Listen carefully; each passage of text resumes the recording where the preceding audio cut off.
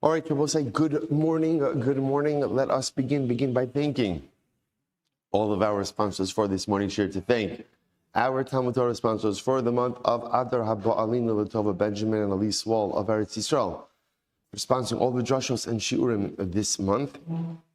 We are proud to support the incredible worldwide work that the SOTC family does on behalf of the Jewish people. Our week of learning sponsors Paul and Kathy Pollack, in memory of Paul's grandfather, Samuel Pollack Zechariah ben Zechariah Zichron Livroch. And our Daf Yomi sponsors for today, Hayal and Sarah Steinberg, in the schus of continued health for Shulamis Chana Bas Susha, and for an ultimate refuah shlema. We hope that in the merit of our Talmud Torah, all of the Neshama Sav and Aliyah, the families in Nechama, all those who need a refuah shevan together with Kol Cholei Yisrael, we should be Zochei Meretz Hashem to a month of brachas and besoros tovos for Am Yisrael. Well, see, with that, let us be. We have a lot to do today. Today, Meretz Hashem is going to be our catch-up day, hopefully with incredible siyata d'shmaya. Today's daf is Mem Vav 46. We are picking up on the top of Mem Hey Amud Beis 45b at the Mishnah, and we are once again transitioning back into the topic of karbanas and some really interesting sugyas ahead of us. The Gemara said, the Mishnah says as follows: Hapar va'ilim va'kvosim. So again, if you have the par, so the bulls, elim, rams, and kvosim, sheep. They both say va'soyer and the soyer. All of these karbanos in ma'akvin es halechem. All of them ultimately, again, are not necessary for the lechem. Now, what are we talking about over here? So Rashi points out over here, Hapar ve'ilim va'kvasim. First Rashi in the Mishnah, last wide line on top in Rashi. V'ksivi b'haikra v'kraftem ala lechem shivas kvasim timimim b'nei shono par ben bakar. So we'll see, we're talking about over here the offerings of Shavuos. The bread that we are referring to is what's called the shtei halechem, the two loaves that are brought on Shavuos, and these are all of the other accompanying karbanos. So the Mishnah teaches me a very important rule, that all of these karbanos, the par, the elam, the kvasim. Now, by the way, the one important thing to keep in mind, everything is important to keep in mind, the kvasim that we're referencing over here in the first line of the Mishnah are olos, are ola karbanos. So these karbanos, the par, the elam, and the kvasim, and the sa'ir, they're not ma'akiv the lechem, which means they are not essential in order to bring the lechem. You could bring the lechem, even the shtei lechem, even without these particular karbanos. Furthermore, v'lo alechem ma'akvan, and ultimately, again, the lechem is not essential in order to bring these karbanos. So that's the first statement of the Mishnah. Halechem ma'akiv es hakvasim. However, the lechem is essential ultimately, again, for the kvasim. Now, in this context, the kvasim refer to the shlamim. These are the shlamim of Shavuos. But ultimately, again, the kvasim are not essential for the lechem. Divrei Rabbi Akiva. Rabbi Shimon says to him, Lo, ki el hakvasim ma'akvin es halechem. So Rabbi Shimon holds that it is not true, that ultimately, again, the kvasim, once again, are reference to the shlamim. The kvasim are ma'akiv the lechem. They are essential for the lechem. The halechem eno ma'akiv es hakvasim. However, the lechem is not essential, is not ma'akiv for the kvasim. Now, where does he get that distinction from? It's actually quite interesting. Shekin matinu kishayu yisrael b'midbar mem shana. When Klal Yisrael was in the desert for 40 years, listen to this, karvu kvasim below lechem. They offered up kvasim, they offered up the shlamim without the lechem. Now, why is that? That's actually a very fascinating detail. So Rashi points out over here, because at the end of the day, the shtei halechem had to come from grain grown in Eretz Yisrael. So fascinatingly enough, during their observance of the Yom Tov of Shavuos in the desert, halacha l'maisa, they could only have brought the karbanos and they could not have brought the shtei halechem. What does that indicate to you? That ultimately, again, the lechem is not ma'akiv the kvasim. That is important as it is to have everything. If you don't have the lechem, you could still bring the shlamim. Pretty incredible. So the Gemara says, Afkan yikrivu kvasim below lechem. So too, again, even if you're in Eretz Yisrael and you have a situation that for whatever the reason, you don't have the lechem, ultimately, you can still offer up the karbanos even without the lechem. Fascinating idea. Rabbi Shimon says, Rabbi Shimon, halachi derei bananas. The halacha follows bananas, aval in hatam kidvarov. So halacha l'maisa, the Gemara is going to suggest that the halacha follows bananas, but not for the logic he espoused. Shekala, why? So why is this? Shekala Omer. So why is lachafal benanas? Shekala Omer bechumash hapikudim karav b'midbar. Anything mentioned in chumash b'midbar ultimately again was offered in the midbar. V'chala Omer b'taras kanim. But anything mentioned in Vayikra, Ein Karav Bamidbar, was not offered up in the desert. Mishabal la'aretz, when they come, it wasn't offered in the desert, i.e., it was only offered in Eretz Yisrael. Mishabal la'aretz, when they come to Eretz Yisrael, Karvu Elu v'Elu. Ultimately, again, both the Karbanos in Vayikra as well as in Bamidbar were offered up. So the Gemara says, Mitnei ma ani omer yikrivu kvasim below lechem. If that's the case, then why do I say that you can offer up the shlamim even without the lechem? Mitnei shakvasim matirin es atzmon v'lo halechem below kvasim. Why is that? Because ultimately, also remember again, going back to Karbanos 101, every carbon has a matir. So interestingly enough, in the bread shlamim dynamic, what's the matir? The matir are the karbanos, are the actual shlamim, not the bread. So since the shlamim, since the carbon is the matir, therefore again it can be offered up even without the bread. On the other hand, so ultimately, it's once again, why can I say that the kvasim can be offered up without lechem? Because the kvasim themselves are the matir. But you can't offer up the lechem without the kvasim. Why? She'ein lo mi shiyatireno. Excuse me. She'ein lo mi yatireno. Because it doesn't have a matir. Interesting. So that's Benanas' Gemara suggests that's Benanas. It's not Benanas' logic. Benanas espoused a different logic, but rather the Mishnah suggests the halacha follow Benanas, but not for his reasoning. So again, Benanas' logic, the Gemara suggests, Mishnah suggests that Benanas' logic is bread could be offered up, shlamim could be offered up without bread because essentially they're the matir. They're the matir. Bread cannot be offered up without shlamim because in that case there is no matir. Incredible. So both say, so let's analyze. So Tzarabanan. And I will say this is going to be the bulk of our conversation for today. Again, we'll go in a couple of different directions, but when you have a sacrificial service that is made up of multiple parts, so which parts are ma'akev other parts? That's really our fundamental discussion. Says the Gemara, Tanabanan, v'kraftem ala lechem. So the Gemara is going to note that there seems to be contradictory psukim.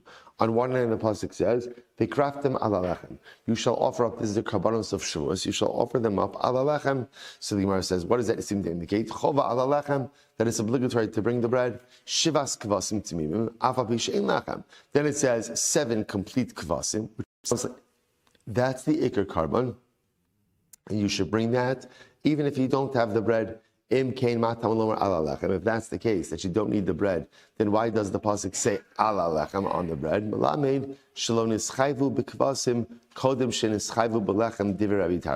To teach us that halacha l'maisa, there was no obligation for kvasim before there was an obligation for bread. And we'll say, now what does that refer to? What does that refer to? That's the desert. Because remember again, this is fascinating. The mitzvah of shtei alechem, the mitzvah of the 2 loaves, is only when the grain can be brought from Eretz Yisrael. Therefore, by definition, in the midbar, they might have miraculously had grain, but one thing is clear, which is it's not Eretz Yisrael grain. So therefore, Rabbi Tarfon wants to suggest the following. Rabbi Tarfon says that we have the contradictory psukim.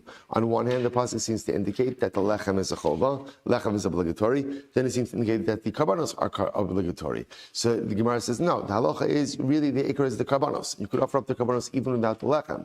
So why does the Torah say ala lechem? To teach us that to link the two. But what's the linkage? The obligation for kvasim only occurs when there is an obligation for lechem. When does the obligation for lechem start? When they enter into Eretz Yisrael. So too that becomes when the obligation for kvasim starts. But once the obligation for both starts, you can offer up the kvasim even without the lechem. That's Rabbi Tarfon. Rabbi Kiva disagrees. Rabbi Kiva says, Rabbi Kiva Omer, Yochol hein kvasim or kan, the hein kvasim or b'chomesh hapikudim. You might have thought that it's the same kvasim that are mentioned in Vayikra, than the same kvasim that are mentioned in Chumash Bamidbar. So the Gemara says as follows. The Gemara says, Amrit kishata magia, eitzel parim ve'elim, einon hein. Well, if you notice, if you compare the parim and the elim, they're not identical. Ela halalu ba'in biglal atzman v'halalu ba'u biglal lechem. Rather, Rabbi, what you have to refer to is there's two different sets of sacrificial service, certain ones which will come on their own, and others which will only be triggered by the bread. Nimsa mash'amar b'chomesh hapikudim karav b'midbar, or mash'amar b'toras kohanim lo karav b'midbar. Therefore, that which was mentioned in Bamidbar, Chomesh Bamidbar, was offered up in the Midbar, and that which is offered up, that which is mentioned in Vayikra, was not offered in the Midbar. I v'dilma parim ve'elim lav inhu. So the Gemara says hakvasim inhu. Maybe not. Maybe parim and elim. It's not the same sacrificial service outlined in the same in the two chumashim, but by kvasim it is. To which the Gemara says midahani ishtani hani nami da'achrini. Ultimately, again, if one set is different, then by definition the other set is different as well. Uparim elim imay ishtani. So how do you know that the parim elim that are mentioned are different from Vayikra to Bamidbar? Maybe this is what it means to say. Dilma hakikam rachmana ibai par ushne elim likarev ibai shne parim va'ayel echad likarev. Perhaps the Gemara is saying is like this: if ultimately again you want to offer up one par and two elim, good. Or if you want to do two parim and one ayel, that's okay also. Maybe ishtene sidran shma min achrin. Now, from the fact that the Torah changes the order, ultimately again from Vayikra to Bamidbar, indicates to us that in fact it's representing two distinct sacrificial services. Okay, next. So we'll say, so now the Gemara is going to go through the position of Rabbi Akiva. Rabbi Akiva holds right, that the bread is essential to bring the kvasim, but the kvasim are not essential for the bread. That's the position of Rabbi Akiva. Says the Gemara, my time with Rabbi Akiva. What's Rabbi Akiva's logic? So Gamar Yihiyu. Rabbi Akiva ultimately says, the pasuk says Yihiyu. Most remember again, wherever we see Yihiyu, what does Yihiyu mean? Yihiyu means it's got to be a specific order. So he learns out Gamar Yihiyu mitihiyana. He learns that Yihiyu from Tihiyana. Ma lahalon lechem. Just like over there you require lechem, afkan lechem. So to over here by Shavuos, the lechem is an indispensable reality as well. So the Gemara says, Benanas gamar, Benanas learns out, Benanas gamar, Yihiyu. Ma lahalon kvasim, afkan kvasim. Benanas replaces the emphasis ultimately on the kvasim. Ubenanis neilif mitiyana. Why doesn't Benanas share the same Joshua of Rabbi Akiva, learn out as tiyana? Ma lahalon lechem. Afkan lechem. Just like, right, why doesn't he learn that out? Same Joshua as Rabbi Akiva, to which the Gemara answers, Danin yihiyu mi yihiyu, ve'in danin yihiyu misiyana. Because remember again, Rabbi Akiva's drasha is yihiyu from tihiyana. Benanas prefers a yihiyu from yihiyu, which are exact words, from yihiyu to siyana. So the Gemara says, but come on. The Gemara says, my nafkamina, what does it matter if the words are exactly identical in order to form a gzeira shava? After all, we learned, the Gemara says, my nafkamina, so now Hatan Rabbi Shmuel, v'shava koin, uba koin, zoi shiva v'zei bias. We quote this, it sums up all the time. This is like the paradigmatic example over here. This is by Tsaras Habayis. Right, when a home is afflicted with tsaras, and the Torah goes ahead and says there's an initial inspection and then a subsequent inspection. The Gemara learns out a lot of the halachos that each of the inspections resemble each other from the lashon of v'shava koin uba koin. The koin will go and the koin will return. So here, we're making gzeira shava from two dissimilar words. So once you can make a gzeira shava from two dissimilar words, in halachas kama v'kama, you can go ahead and make a gzeira shava between two words that share the same root, but maybe are just structured a bit differently. To which the Gemara says, you're right, but hani mili heicha deleka dedamile, aval heicha deika dedamile mededamile yafina. That's true. When you have to make a gzeira shava, and there is no exact word to make the gzeira, you don't have exact words to make the gzeira shava from, then you can make it from dissimilar words. But aloha l'maisa, if there's a choice between similar and dissimilar, you automatically go with similar. So therefore, Benanas will say, if I have the choice between making gzeira shava of yihiyu versus yihiyu sihiyana, we're always going to go with yihiyu. That's why he disagrees with Rabbi Akiva. Incredible. I have Rabbi Akiva nami leilif mi yihiyu. So why doesn't Rabbi Akiva agree with Benanas? Make the yihiyu. To which the Gemara answers, Danin davar shematana lekohen midavar shematana lekohen. Lahafuki hani de'olos ninu, because it is better to make a gzeira shava. We're talking about things that a kohen has a portion in. So better to learn out something that has a kohen that a kohen has a portion in from something else that a kohen has a portion in versus olos v'bais ema bikra gufei kamiflagi. Other possibilities, the machlokes Rabbi Kiva Menachos is actually rooted in the exact interpretation of a pasuk. What's the pasuk? Kodesh yiyu laHashem lakohen. So the pasuk says, the pasuk in its entirety is Ve'henif hakohen osam ala lechem abikurim tenufa lifnei Hashem. So we're going to talk about this in just a moment. The tenufa, the waving process. The kohen shall go ahead and wave it on the lechem bikurim tenufa lifnei Hashem. It'll be a waving offering before Hashem. Al shnei kavasim kodesh yihiyu laHashem lakohen. On the two kvasim, right, that refers to the shlamim.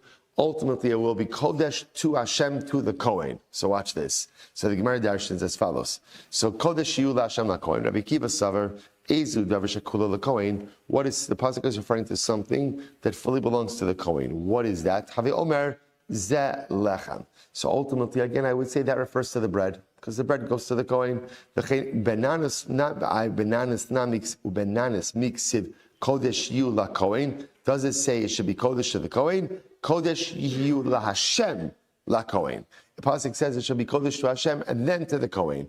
Gemara says, "Ezuhu davar shemitzasol Hashem mitzasol laKohen."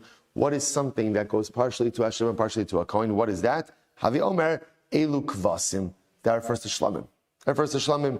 Rabbi Akiva miksiv kodesh yiyu laHashem v'laKohen. Does it say? Rabbi Akiva will counter. Does it say kodesh yiyu laHashem v'laKohen, that it should be kodesh to Hashem and to the Kohen? The Gemara says rather it says laHashem laKohen ksiv. It says laHashem to Hashem and to Kohen. Kidi Rafuna. Dam Rafuna. Kinal Hashem v'nastal laKohen, referring to something that God acquires, and once God acquires, ultimately again He gives it over to the Kohen. So we'll say the Gemara suggests that's a reference to the lechem. So the lechem is, so to speak, acquired by God and then given over to the Kohen. Incredible. So we'll say, so this is our fundamental machlokes in Rabbi Kiva and Menachos when it comes to the carbon of Shavuos, halacha l'maisa, which part is ma'akev, which part is not ma'akev. We'll see. We'll talk about the Rambam. Actually, you know what? Maybe just I'll share this with you now, just for a moment. So this is in Parak Ches. Hilchos Tamidin umusafin. Halacha Yud Zayin. Let me just read this to you, just so you can get a little bit of a flavor. So the Mishnah says over here, it says, actually, you know what? No, not yet. Let's actually get a little bit more of the Gemara, because the Rambam actually references a whole bunch of cases on Memvav. So let's first go through it, but just keep in mind, again, the fundamental machlokes over here is what is ma'akev what? That's the fundamental shaila, right? So the Tanakama, just one more time, the Tanakama says that par elim kvasim soyer is not ma'akev lechem. So again, that refers to the initial karbanos of Shavuos. The par the elim, the kvasim refers to the olah, are not necessary for the lechem. And the lechem is not ma'akev anything else, right? You could do everything without the lechem. You could do lechem without everything else. What about the shlamim? What about lechem and shlamim? And we're going to see lechem and shlamim have a unique relationship because there's tenufa, there's waving together, which we'll discuss. So when it comes to lechem and the shlamim, so again, the Gemara Mishnah says, lechem ma'akev kvasim ma'akev es lechem. Rabbi Kiva holds like this. Rabbi Kiva holds that the lechem is necessary for the shlamim, but the shlamim don't require the lechem. That's Rabbi Akiva. Menachos disagrees. So that's our fundamental machlokes that we're focused on over here. Okay, so let's go a little bit weiter. Rabbi Yochanan. Rabbi Yochanan says as follows. Hakol modim. Everyone agrees. Top of Memvav 46a. Shim huskaku zelazeh shem akven ze'adzeh. Listen to this. Everyone agrees that halacha l'maisa, if huskaku, now we'll say a little bit of a blast from our past over here. What's lashon of huskaku? Like lashon of zeka. Lashon of zeka. If ultimately, again, they have become connected to each other, everyone agrees that they are ma'akev. Now, what does that mean? Take a look at the top Rashi, 46a. Shem huskaku zelazeh shehayu biyachad v'achar kach avad lechem o kvasim shema'akvin zelazeh. Everyone agrees that if the lechem and the kvasim, the lechem and the shlamim, became connected to each other, that they absolutely are ma'akev. right? They are essential to one another. And therefore what? And therefore what would happen? And therefore, if one of them were to subsequently get lost before they would both be offered, the remaining one would be disqualified. So again, I will say one more time, the statement of Rabbi Yochanan is very important because this is going to guide our conversation for the coming Amid. So again, there's a general machlokes Rabbi Kiva and bananas. When you have the shlamim and you have the lechem, aren't they ma'akev each other? Not ma'akev each other. Rabbi Yochanan says, leaving that machlokes aside, there is a case where everyone agrees. When the lechem and the kvasim become connected. Now, when they become connected, how they become connected, that remains to be seen. But when they become connected, then everyone agrees they are ma'akev each other. What are the ramifications of saying they are ma'akev each other? What's the ramifications of that? That if one of them is lost before they are both offered, the remaining one is fundamentally disqualified. Disqualified. What does it mean that it's disqualified? Rashi points out, it's taken out to Beis HaSreifa, it's incinerated. It's burned. Okay, so we'll say now that we have that rule. So when do they become connected? At what point do they become co-joined? So the Gemara says shchita. As soon as the carbon is offered, then halacha l'maisa, they become an indispensable unit. Rashi says shchita shimhaya lechem. Shimhaya lechem b'shas shchita v'achar kach avad o lechem o kvasim avad akol. So again, once the kvasim are shechted, that ultimately merges the lechem and the kvasim into one unit, and therefore if one of them is subsequently lost, the remaining part becomes disqualified, taken out to the Beis HaSreifa. So it is shchita that creates the unit. Amar Ula, so Ula says, Bob Ma'arava, Tenufa osa zeka o ein osa. So again, I will say, here's the shayla. In Eretz Yisrael, right, in Eretz Yisrael they asked, does tenufa, does the waving. Now again, the waving process, which we'll get into greater discussion as well, but kishmo kenu, it's pretty much just waving. Right? It's taking the sacrificial parts, the lechem, and it's going in and waving it. Does waving create connection or not? Is it only shchita that does waving create zika or not? So the Gemara says, Pashat lei mid Rabbi Yochanan. Dam Rabbi Yochanan, shchita osa zika. So again, it seems to be kind of pasha, because Rabbi Yochanan says, shchita creates zika. Michlad de tenufa ina osa zika. So it sounds kind of explicit. Rabbi Yochanan saying shchita creates the zika. So if shchita creates the zika, then that would seem to indicate that tenufa does not. Rather, again, the Gemara says, no, the Rabbi Yochanan gufa mibayle. What exactly Rabbi Yochanan said, that's the shayla. Mifshat pshita Rabbi Yochanan, the shchita osa zika, tenufa ina osa zika. Is it Pashcha and Rabbi Yochanan that shchita creates zika and tenufa does not? Or maybe no. Maybe according to Rabbi Yochanan is like this. According to Rabbi Yochanan, it's Pashat that of course shchita does create tenufa. That's obvious. I'm sorry. It's Pashat that shchita does create zika. Shchita creates connection. He was mesupak. Does tenufa create zika or not? To which the Gemara answers, teku. We're not sure. So so what the Gemara is holding right now is that shchita definitely creates the connection between the kvasim and the lechem. Does tenufa create zika? Does tenufa create connection or not? That remains to be seen. Incredible. I will say, if you think about it, I think there's a lot of metaphorical significance, in this idea as well, right? This zika represents connection. So I'm trying to figure out what creates connection in this world. So there's one thing that everyone will agree creates connection, and what's that? Shchita, tragedy, trauma, loss. Fascinating thing about loss is that loss always creates connection. Think about this just in terms of Am Yisrael, right? So l'maisa, whenever there's tragedy, whenever there's overwhelming circumstances, there's always a zika, there's always an achdos. The shaila is that the Gemara is supek about, do other things other than shared tragedy create zika or not? So for example, what's tenufa?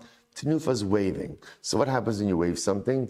It goes in all directions. So perhaps tenufa itself is like a metaphor for shared experiences, right? Over here. Over thousands of years, we as a klal have so many shared experiences.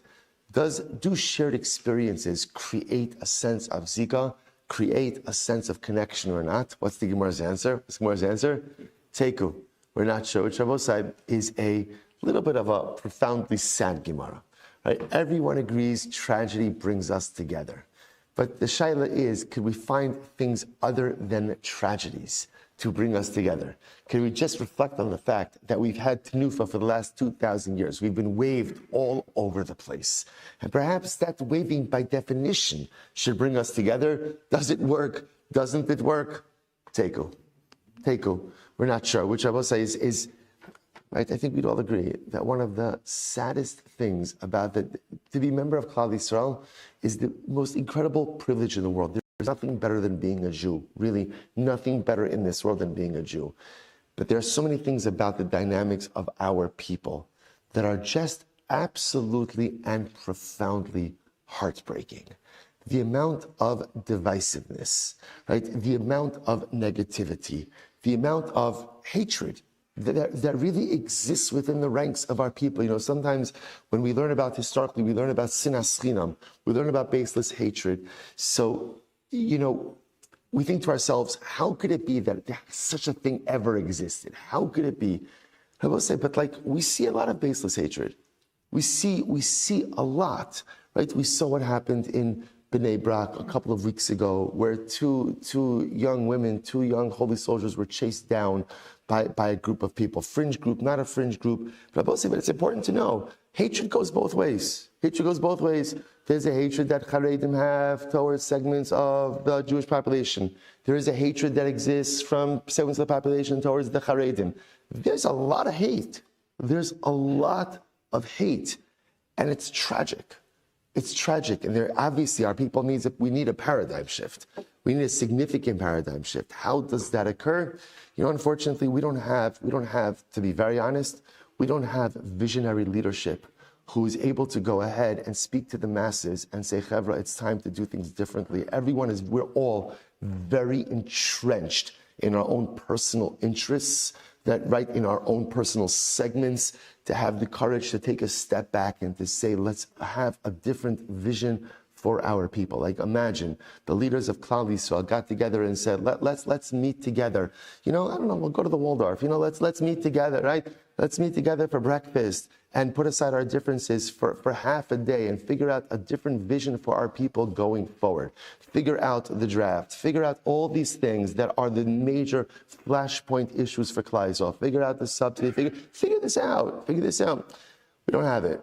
Unfortunately, we don't have it, which means sometimes when there is not visionary leadership, it falls upon us, the common man, to just do things differently in our own lives.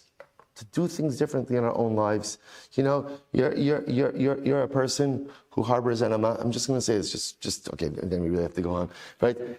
You're a person who harbors animosity against Haredim, which, again, I will say, a lot of people do. When members of that community come to collect, open your wallet. You don't have to give a lot. Give $1. Give $1. Force yourself. I'm not supporting. Okay, get off your ideological mountain, right? Your dollar is not shifting any type of societal norms in Eretz Yisrael. A Yid comes along and asks for money, you give. You give, especially since you drop a couple of dollars on a triple latte, mocha chata, and Starbucks, right? So again, you could spend $17 on a coffee. You could also go ahead and give $1 to another Jew. You know, you have problems with Zionism. You have problems, you know, with all this other stuff. The army's not this, the army's not that. So you go ahead and make sure you support the holy soldiers that support us. Whatever is your problem with Am Yisrael, go out of your way and do something for those who you disagree with. It's a paradigm shift. Tenufa should be enough to create zeka. It shouldn't just be shchita that creates zeka, right? When they kill us, we all love each other. But again, when we're not getting killed and somehow we have the upper hand, then unfortunately, again, we figure out what brings us together.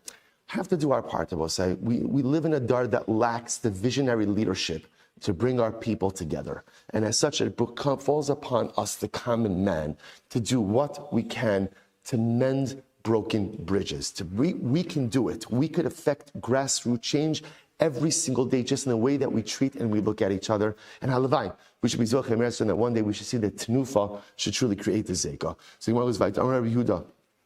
Bar Chanina, Rabbi Huna, Beit Rabbi Yoshua. Vaha ki ksiv kodesh yeh Hashem lakohen basar tenufa ksiv. But when the pasuk says, When the pasuk says, ultimately again, Kodesh Yu Hashem LaKohen, it says it after Tnufa. Upligi ben Nanas, Rabbi Akiva, and ultimately Rabbi Akiva and ben Nanas are still arguing on that. Well, Tamech, Basar Tnufa v'lo Basar Shchita. But once again, it's not just after waving, that's also after Shchita. Rather, again, what do you have to say? It's referring ultimately again to even before Shchita. And what does it mean when it says it should be Kodesh LaHashem to the Kohen? Davar shesofa LaKohen. That which ultimately later on will come to the Kohen. Hachanami. Davar shesofa LaKohen is something that will later on come to the Kohen. But the pasuk is actually referencing even before Shchita, or Shchita osa zeka. But we're still going with our general idea that Allah Lamaisa Shchita creates the zika. Or meaning, the Gemara raised the kasha. So we'll say, so where the Gemara is just holding right now is once again, everyone is agreeing with, well, it sounds like everybody's agreeing with Rabbi Yochanan's statement that Shchita creates zeka. Which means that Allah Lamaisa, once you shecht the karbanos, the shlamim, that creates an unbreakable bond between the shlamim and the lechem. And therefore, if something were to happen to either one of them, the remaining one would be disqualified. Does Tenufa create that zeka? That remains to be seen. So the Gemara says next. We're meaning Gemara is the kasha, achlo shachta nifras lachma, Yavi lechem acher v'shochis. Well, so now there's an interesting brayse ahead of us. So let's say again, up until the point that the carbon was shechted, if something happened to a loaf, the loaf broke and therefore is disqualified. Yavi lechem acher v'shochis. No problem. Just bring a replacement loaf and shecht. Bring a replacement loaf and shecht. The Gemara says, Misha shachta nifras lachma. After Shchita occurred, ultimately again the loaf was broken. Nifras lachma. So the Gemara says Hadam Yizarik. So post Shchita the loaf breaks. Hadam Yizarik. So let the do the zrika. Va'basar yochal, eat the meat. V'yidei nidro lo yatsa. But ultimately you have not fulfilled your neder. Now we'll say now again, just see what's happened over here. We've just made a jump. What do we make a jump from? From Shvuah Shtei Alechem to Toda. Remember, carbon tod, the Thanksgiving offering, is the other carbon that has loaves, a lot of loaves, 40 loaves altogether. That's what we're referencing over here. So case number one is, if before Shechita occurred, one of the loaves broke, no problem, bring a replacement loaf. If after you shechted, the loaf broke, Sadam Yizarik, so do zrika, Ba'basar yochal, go ahead and eat the meat. But however, you have not fulfilled the obligation of your neder, right? Because remember again, bringing a carbon toda is a form of neder, and therefore you have not fulfilled your obligation. And the bread itself will be puzzle. Next case, nizrak adam. If you went ahead and you did this rik already, and then a loaf broke. Take a whole loaf from the rest of the group and replace that. Next case. So we'll say that first group of cases is where a loaf broke. Second set of cases, so we'll say, interestingly enough, if let's say again you have something carbon toda, but one of the loaves left the Beis Hamikdash, left the compound, so you have a psul of chutz of outside of the prescribed areas. So what do you do? Machnisa, the Gemara says, Machnisa, bring it back in, v'shochet, and you could go ahead and proceed with the shchita. Misha shachta yatsa lachma, but if after the shchita occurred, one of the loaves exited, so the Gemara says, Hadam yizarik, duzrika, va'basar yochal, you could eat the meat, v'idei nidra lo yatsa, you have not fulfilled your neder, in other words, you haven't fulfilled your obligation. Carbon is effective. In other words, we've seen this before. Remember, this is Zvachim Beis Amud Aleph, first Mishnah. Sometimes when there's a psul, the procedure of the carbon itself could be effective, but it doesn't count towards your obligation. The bread will be invalid. Nizrak Adam, so if you did zrika, Torah, and again, same case, a loaf of bread was taken outside of the permitted area.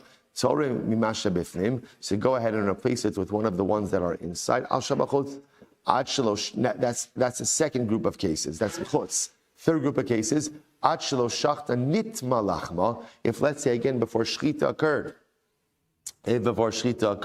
so one of the loaves became tameh, maybe lechem acher, you go ahead and you bring another loaf, v'shochet, and you do shchita. So you see the common denominator. Anything that happens before shchita, that's always easy, right? Anything happens with loaf before shchita, what do you just do? Just replace it. Misha shachta nitma lachma, if after shchita, the loaf became tamei. Hadam yizarik va'basar yochal. Ultimately, again, the blood shall you do zrika and ki'ita meat. V'idei nidro yatsa, and you were yotze your neder. Shat tzitz meratza ala tamei va'lechem pasol. Because the tzitz, we've seen this before, the tzitz takes care of any forms of tumah, but the lechem will still be pasol. Nizrak Hadam, if the blood, right, if you went ahead and you did zrika, torim minat. So again, same case, you did zrika, but one of the loaves became tamei. Torim minatar ala tamei. So replace one of the tamei loaves with a tar loaf. Fisadait. So Gemara says, okay, now I have to sing all this. Fisadait shchita osa zika. And if you hold, like Rabbi Yochanan said, that shchita creates zika, kevan dehiskaku zela zebeshchita. If silei lechem tipasal nami toda. If that's the case, then halacha lamaisa, right? If we say, like Rabbi Yochanan said, that shchita creates zika, then if that's the case, in any situation, if ultimately, again, the lechem becomes pasul, then what? Then the carbon should become pasul as well. In other words, Rabbi Yochanan's whole point was that shchita creates this zeka between the bread and the sacrifice, which then means what happens to one happens to the other. If that's the case, in any case where the bread becomes disqualified, which is a whole bunch of cases in this brayso, the carbon, the meat, the basar should become disqualified as well. To which the Gemara says, shiny toda. Toda is different. Why? Because the Torah calls it a shlamim. Mash shlamim kravim below lechem. Av toda kreva below lechem. Just like shlamim can be offered up without lechem, so too toda can be offered up without lechem. It's interesting enough for both sides. I just want to point out what's happened over here.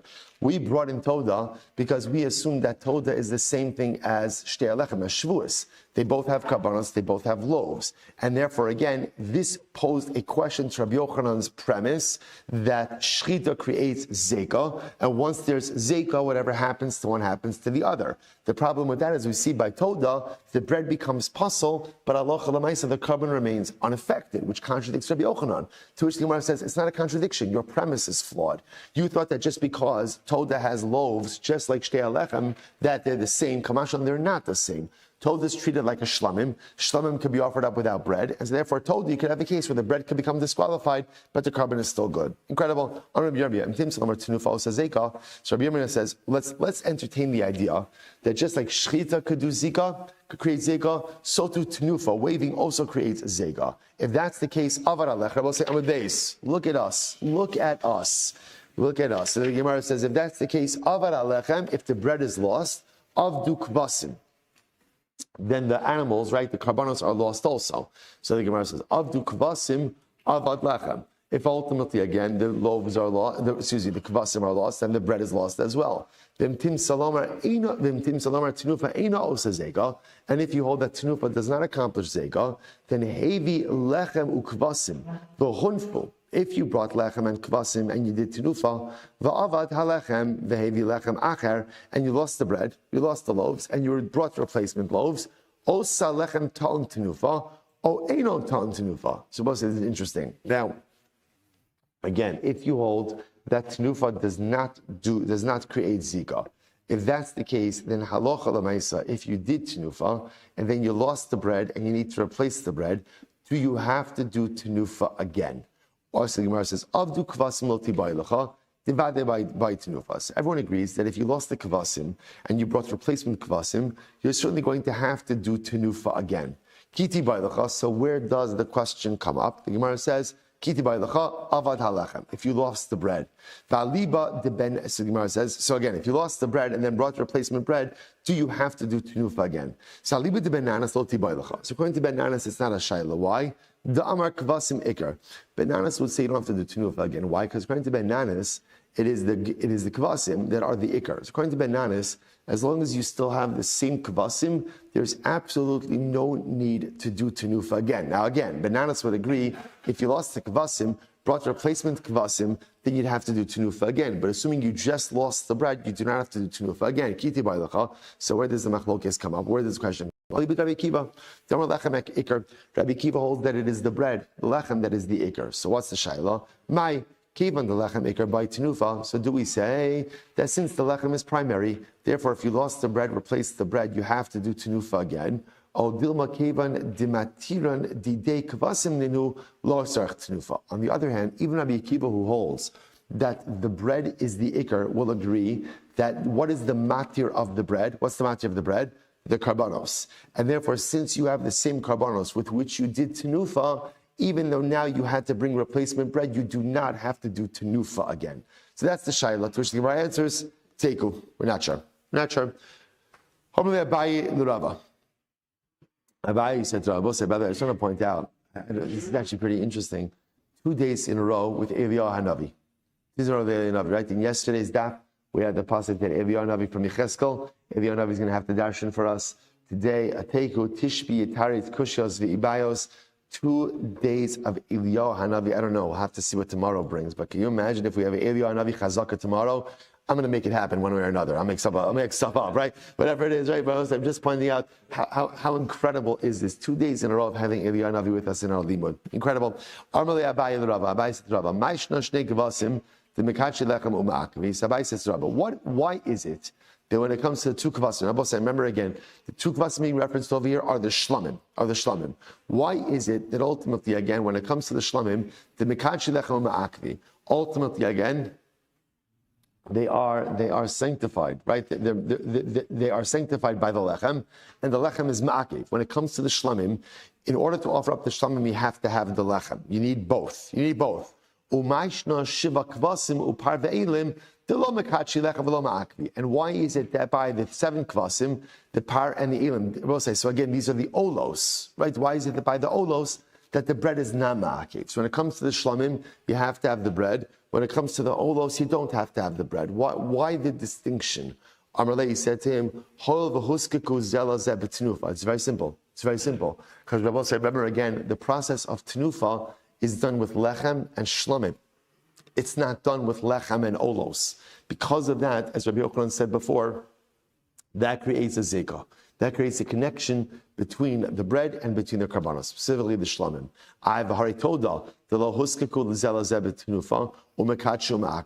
When it comes to toda ultimately, again, there is no tenufa, there is no zeka that is created through a tenufa, and yet halacha lamaisa, they are ma'akiv each other. Ela kitoda matoda shlamim af hachanam shlamim. So actually the common denominator is that it's shlamim also. Maybe yes, partially it's that there's a tenufa, but it's also that there's tenufa with the shlamim, as opposed to this other part of the karbanos of shvuos, which are olos. Midami, to which the Gemara says, how can you compare it? Hasam by toda leka zvaka machrina bahadei. Toda is one big shlamim, right? There is no ola component of. There is no ola component of toda. The Gemara says, "Hacha diika zvaka machrina ba'adei lekachu hani v'hani." But here by shvuos, ultimately again there is both. There's both shlamim and there's olos. So why shouldn't both of them be makadesh lechem? Ella ka'el nazir. Rather, again, the Gemara says, the offering of shvuos is more like the offering of the nazir, the el nazir. What's the case of the el nazir? Ma el nazir. Just like by the El Nazir, again, which also has loaves. Which part of that carbon is makdish the loaves? Even though again it has other sacrificial parts, it is the shlamim that is makdish the loaves. But nothing else. Nothing else. The Gemara says hachanami. So too over here by shvuos, which is the part of the carbon that consecrates the loaves? It's the shlamim and not the olos. So Rabbi says, this is interesting. So the Gemara is suggesting over here that maybe it's not just the tenufa. So maybe there's some other element by shvuos that creates this connection between the shlamim and the loaves, a connection that's not shared by the olos and the loaves. So Rabbi Yochanan was positing that it's all about the tenufa. So the Gemara is just suggesting perhaps not. Just keep that in your mind. But Hassam, from where? So over there, from where do we know? The Sanya, because the pasuk Brisa says, "Ve'esa'ayil yaseh zevach hashlamim la'Hashem." Al sal hamatzos. So both says, so this is by the El Nazir, right? By the aisle of the Nazir. That's in the aisle you shall do zevach shlamim la'Hashem on the basket of matzos. Malamed, both say first wide line membav amud base 46b. Malamed shasal ba chova la'ayil ushchitas al mekatron. We see from here that the basket of matzos, the bread, the lechem, ultimately comes as part of the obligation for the ayil, and the shchita of the ayil goes ahead and literally is mekadesh them. Therefore, shachtu shelo l'shma l'kishra lechem. Therefore, again, if the ayil of the nazir was shechted shelo l'shmo, ultimately, not only does it not count towards the nazir's obligation, but the bread is also not sanctified. Tan Rabbanan. So this is an interesting case over here. So now we've established that, according to Rabbi Akiva, that halacha you could have a case, and even according to the Tanakama, you could have a case where the loaves are brought by themselves without the carbon. You don't have the animals. You don't have the animals. So if you don't have the animals, what do? You still bring the loaves. So shtei alechem habaos bifnei asa. So this is a really interesting case. So again, it's Shavuos. I don't have any of the necessary animals for the sacrificial part of the service. But what do I have? I have the 2 loaves. So now what do? What do? Yunfu, number 1, wave them. And again, we'll talk about what the waving process is. But you wave them. V'tu'ubar surasam. So this is very interesting. And then what do? You leave them overnight. Now we'll say, now what happens when you leave a carbon overnight? What happens? It's what's called the psul lina. It becomes pasul. Any carbon that is left overnight, it becomes pasul. So ultimately, to over tzurasan, and then what happens after it becomes pasul with lina? Yetu lebeis hasreifa. Take it out and burn it. Take it out and burn it. Okay, somebody says, whoa, what is that? What is that? So we'll say, here's why it makes no sense. Why does it make no sense? I don't understand. If the loaves are valid, right? If the loaves are kosher, then eat them. Right? Viva streifa asyan, and if you're going to tell me that they're invalid and that's why you're going to burn them, then what? Burn it immediately. Why do you have to go ahead and leave it over? I will say, hear the shaila. If it's valid, then eat it. And if it's possible, then burn it. I will say, by the way, what's bothering the Gemara? What's fundamentally bothering the Gemara? What is bothering the Gemara? Procrastination. The Gemara says, why in the world are you procrastinating? Do what you're supposed to do. If you're supposed to eat it, eat it. If you're supposed to burn it, burn it. But for a yid not to act, for a yid to procrastinate, you're going to wait, you're going to leave it overnight. Procrastination is the bane of existence. We just spoke about this yesterday. The Ramchal brings down, why is zrizos such an important component in the life of a Jew? Why is it important? Because what does the Yetzer Hara do? The Yetzer Hara, as soon as you procrastinate, as soon as you say later, what does the Yetzer Hara do? We will say, remember again, what does the Ramchal quote? Maybe we should learn Mesilas Yesharim again. It's possible. It's been a couple of years, I think. I'll say, so you remember again, what does Ramchal say? We should know, because I feel like we did Ramchal a couple of times, no? Getting a lot of blank stares over here. We did, right? We did it at least twice. Right? So Ramchal, you gotta know these kind of things. Ramchal says that the Yetzer Hara is like Paro. What did Paro say when he saw that the Jews were dreaming about redemption? 2 words. Tichbad ha'avoda. Let them get busy. Because someone who's busy doesn't have time to focus on bigger things. The Ramchal says that's what the Yetzer Hara does. The Yetzer Hara doesn't need to get me to sin. He just needs me to be distracted. That's all, just get distracted. And once you're distracted enough, you're going to accomplish nothing. A person can be distracted for a whole 120 years. Maybe even distracted with things that aren't bad, but I'm certainly off task. Tichbad ha'avoda. That's why Ramchal says, what's Zrizos? Zrizos says, you start something, get it done. Get it done. Don't get distracted, because the moment you get distracted, you're out. So therefore, what's bothering the Gemara? The Gemara says, I don't understand. You're bringing the 2 loaves, and apparently you're allowed to bring them without the carbon. So the Gemara says, leave it overnight, and then once it's overnight, then you can burn it. What's going on over here? If it's kasher l'achila, eat it. If you need to burn it, burn it. But why are you delaying? Why are you procrastinating? Amar Rabba, this is really incredible. Amar Rabba says, li'olam l'achila asyon. So watch this. Rabba says, in reality, it's kasher. In reality, you actually should be able to eat the loaves. So why don't you eat it? Because we'll say, remember again, this is very important. And by the way, you can begin to see now the halacha l'maisa. You can bring the loaves even without the karbanos. So therefore, Rabbi says, in reality, these loaves are fine, and therefore you should be able to consume them again, right then and there. So what are we doing? Why are you waiting? Why are you leaving it overnight and only burning it the next day? Watch, this is fascinating.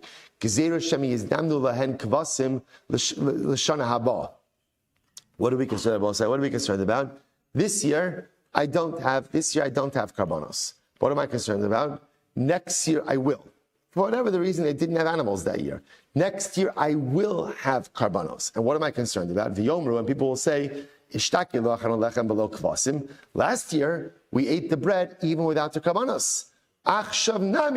This year, we should also go ahead and eat the bread without karbanos. And they'll forget the inu lo yadi, the ishtaki lo havu kvasim, inhu sharinan and they'll forget, okay, last year, we went ahead and we ate the bread. Why? Because we didn't have the animals. We didn't have the karbanos. But now, in order to eat the bread, we really have to go ahead and have the karbanos. We'll say, isn't this fascinating? We're concerned about mikdash confusion, right? So remember again, we're talking about a year in the base of Mikdash where they didn't have animal sacrifices for whatever the reason. So the Gemara says, technically speaking, the animal sacrifices without the karbanos, the shtei lechem without the animals, you can eat. So therefore, again, really, you should be able to bring the shtei lechem, do your tenufa, do your waving, and eat it. What are we concerned about? We're concerned that next year, in Meretz Hashem, we're going to have karbanos. But people get confused, and they're going to say to themselves, oh, last year we ate the loaves even without offering the karbanos. And they're going to forget, yeah, last year we did that. Why? Because we didn't have the karbanos. That's why. This year we have the karbanos, we really have to offer up the karbanos first, and then eat the loaves. But people will get confused. In order to avoid this confusion, we create essentially like an SOP, right? Here's our standard operating procedure. Standard procedure is when you don't have the necessary karbanos, let the loaves stay overnight. Let them become possible. Lina, don't eat it at all. Therefore, by not eating it, we indicate that this year without karbanos is an aberration and will lapse back to normative process next year when we do have the karbanos. So in order to avoid confusion, we let the loaves sit overnight. Let the loaves sit overnight, and halacha l'maisa become possible. Lina, Amar Rava, so it's like this. Mina minallah. From where do I know this? From where do I know this? Sorry, Rabba, not Rava. From where do I know this? So the Gemara said this now. So we'll say, it's really, Rashi says over here, so what Rabba is asking like this. Now we'll say, just to understand, what Rabba is really highlighting is the idea that when you bring the shtei halechem on their own, it is fit for consumption. Halacha l'maaseh, it is fit for consumption. We're not going to let you eat it. We're going to make it sit overnight, change its tzura, and become possible by lina. Ultimately, again, in order to avoid confusion for next year. But then Rabbi says, from where do I know? How do I know that halacha l'maisa, again, that if you only have shtei halechem, you don't have the accompanying carbon, ultimately, again, it is kasher. Bosai, you know what we're going to do? We're going to stop over here for today. Bosai, shkoyach. I know, we're a little fast, but we are officially now back on track. Tomorrow, by the way, great sugis tomorrow, and halacha l'maisa. We're going to see the halacha l'maisa again in this machlok, Rabbi Kiva and Bananas as well. I will say, tremendous shkoyach and Emir Hashem. Wow, what beautiful, beautiful, and overwhelmingly incredible Gemaras. Shkoyach, everyone. All right, Cheva Zoom, have a great day, everyone.